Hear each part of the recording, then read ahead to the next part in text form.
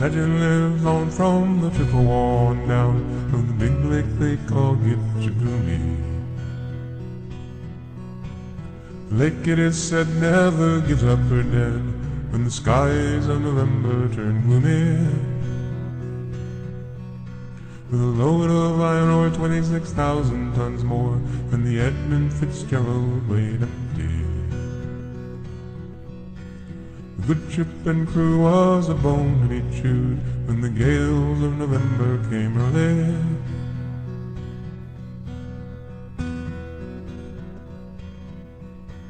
The ship was the pride of the American side, coming back from some mill in Wisconsin.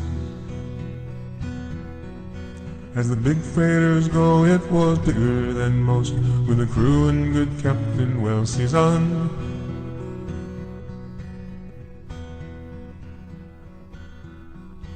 Including some terms with a couple of steel firms, and they left fully loaded for Cleveland. And later that night when the ship's bell rang, could it be the north wind they'd been feeling?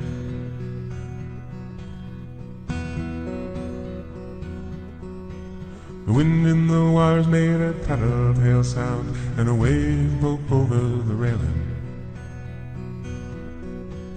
And every man knew, as the captain did too, 'twas the witch of November come stealing.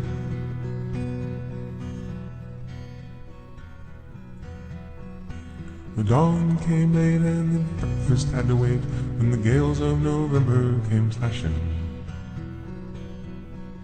When the afternoon came, it was freezing rain in the face of a hurricane west wind.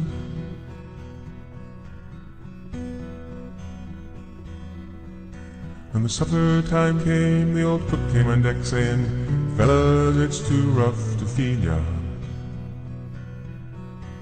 At 7 p.m. a main hatchway caved in. He said, "Fellas, it's been good to know ya." The captain wired in, he had water coming in, and the good ship and crew was in peril. And later that night, when his lights went out of sight, came the wreck of the Edmund Fitzgerald.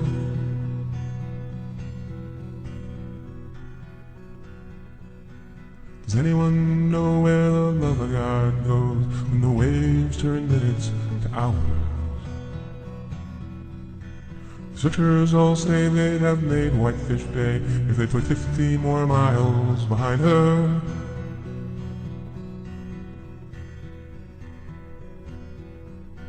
They might have split up, or they might have capsized, may have broke deep and took on water.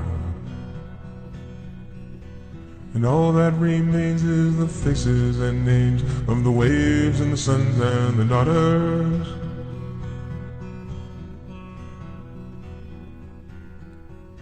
Lake Huron rolls, Superior sings in the ruins of her ice water mansion. Old Michigan steams like a young man's dream, and the isles and bays are for sportsmen.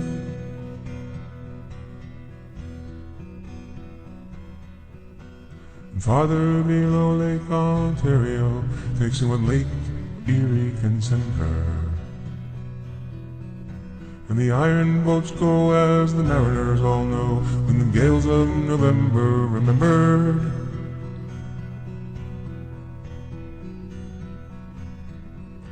In a musty old hall in Detroit they prayed, in the Maritime Sailors' Cathedral.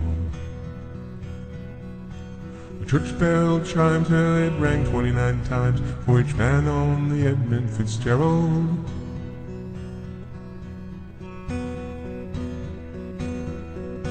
The legend lives on from the Chippewa on down, on the big lake they call Gitchagumi. Superior, they said, never gives up her dead when the gales of November come early.